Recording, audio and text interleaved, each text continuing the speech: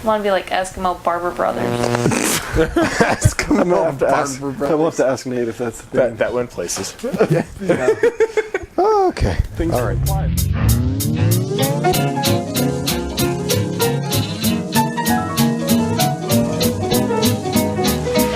Get it.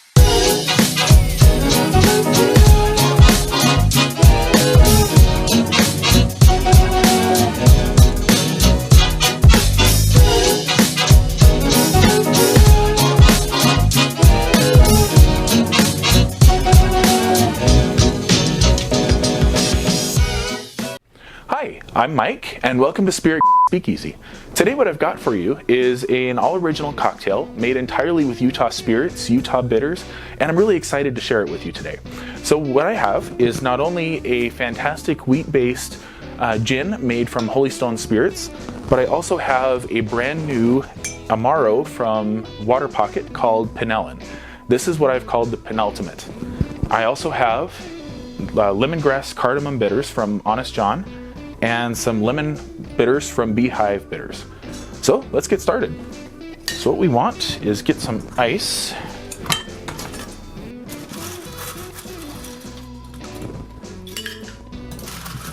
Into our shaker here. And we're going to use 2 ounces of gin. And you can use whatever gin you like, but I have been really impressed with this gin and the way it plays with the herbal notes in this cocktail. So feel free to use whatever, but that's what I have chosen. And then we want to use 3/4 ounce of Pennellin.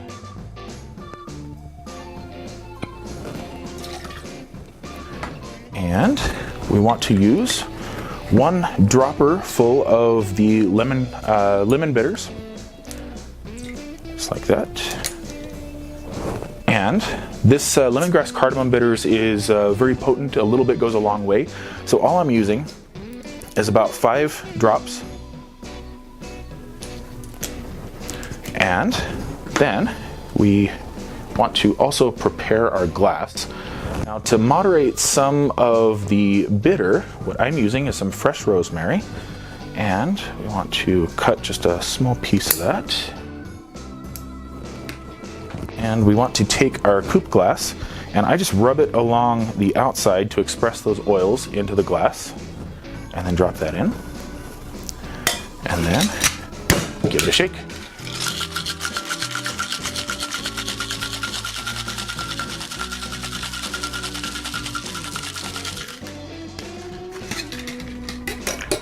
And then we want to double strain this because your ice ends up in the glass and kind of detracts from the cocktail, I believe.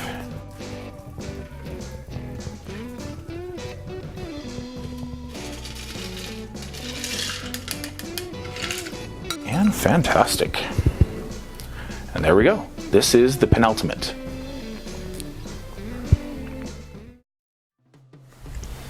Welcome to Spirit Guides, and I'm Mike. Today we have with us Sarah, Justin, Sabra, and Steve. Hi. And today what I have is my original cocktail, the Pennelltimate. And basically, let's talk a little bit about that. So what I've chosen is a gin-based cocktail. I do love my gin. I love all herbal spirits. And to go with that, I wanted to play with Waterpocket's new Pennellin Amaro. And that Amaro is based off of Haitian bitter orange, bergamot, and now I'm going to draw a blank on the other. I think it's gentian. Gentian, yes, gentian, and cinchona. That was the other one. Oh, no wonder There we you go. forgot it. Yeah, I would forget that. How do you remember that one? So, Seriously. cinchona is going to be the main bittering agent in this one, and it's fantastic. It's got a little bit of the sweet, a little bit of the citrus. It's got the spicy from other botanicals that are in there, like cinnamon. I believe there was also clove in there. No, there wasn't clove. There was Allspice? allspice. Thank you. It's got a little bit of sweet, a little bit of bitter, a little bit of herbal, a little bit of spice, and it is just fantastic and blends very well with the gin. To go with that, I also chose the lemongrass cardamom bitters from Honest John Bitters, and a little bit of lemon bitters from Beehive Bitters as well. And it is a fantastic cocktail. I've quite enjoyed it. I've had a few now. So, Mike, when you say it's your original cocktail, you mean that... I created it myself. All right. Yes. So a truly original. Truly original. And I wanted to highlight the amazing craft spirits that are available here in Utah. There's some amazing things that are available between Waterpocket, between Holystone, between all of the other distilleries that we've highlighted here on various other episodes. There's a lot to offer here, and I thought that I could definitely create something amazing with just confining myself to Utah, and it was a fun challenge. So we've got the gin, the Waterpocket, what do you call it? Pennellum, the bitters, and that's it, right? Yes, that's it. Oh, well done, sir. Thank you.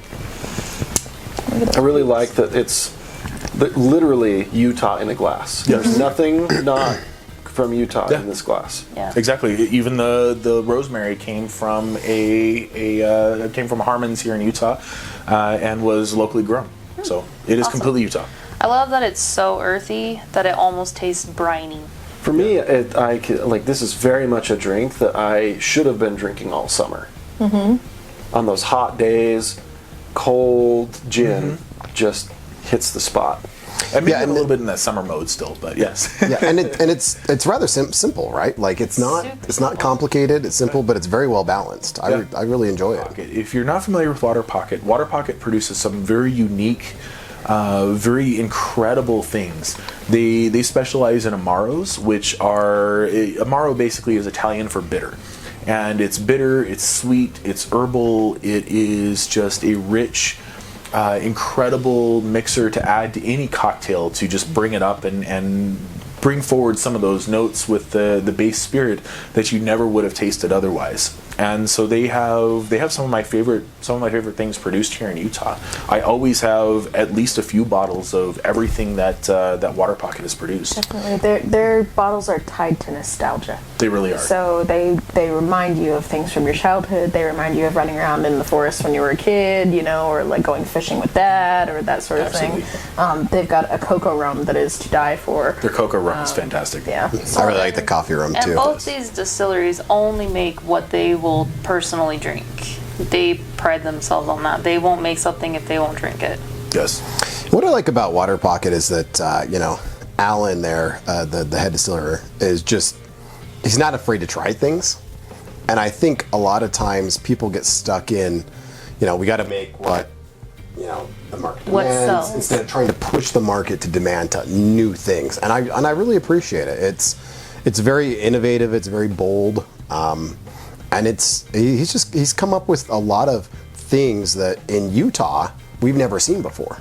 Well, he's not only come up with it, but he's also resurrected several old recipes by going back and studying manuscripts and scrolls. Absolutely. Waterpocket is just a completely hidden gem in Utah. It's just absolutely incredible. They're still as gorgeous. And for me, someone who frequents a lot of the cocktail bars in Salt Lake City, there has been a noticeable shift since Waterpocket has been here. We're getting some just insane cocktails because we have all of these things coming out that we didn't have before. We have all of his amaros. We have their the eau de Melissay, that was the lemon balm.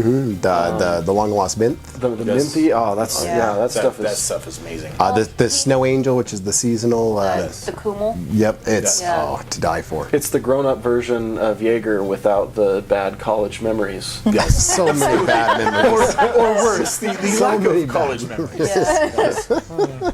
That's a fair point. Yes. Well, he's opened the world to bitter, which is a flavor aspect in its own that most people avoid, and it's amazing.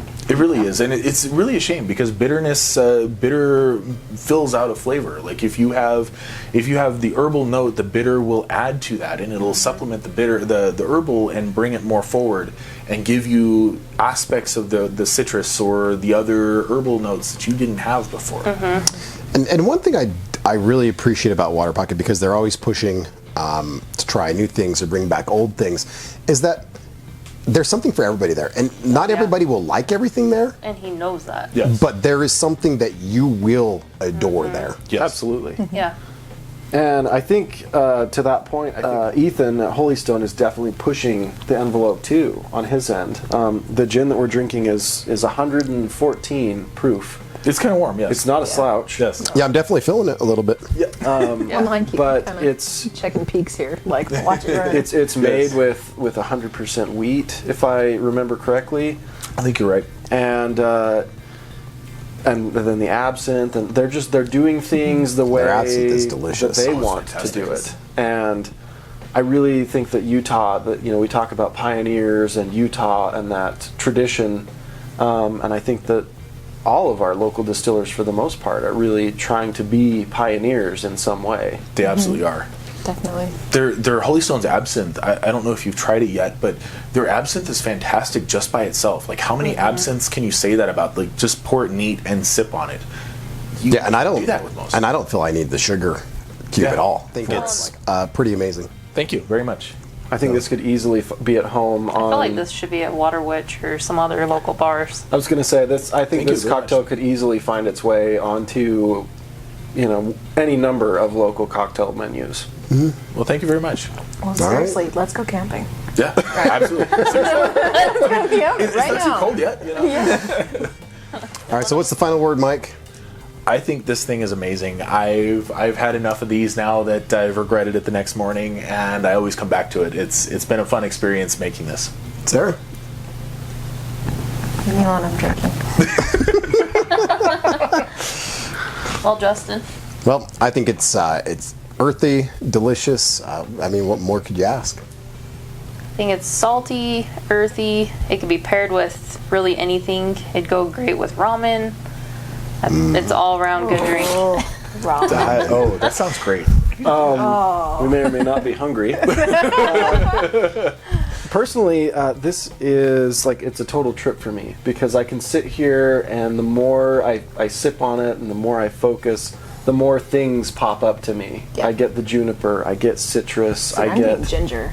I can I'm see getting that. ginger. Yep, a little bit of A little bit of that yeah. spicy. And it's very complex and it's continually evolving, and so it's a drink that I don't know that I could get bored with. Yeah. So I can totally agree with that. All right. Fantastic. All right. Keep the spirit. Keep Keep it the spirit. spirit.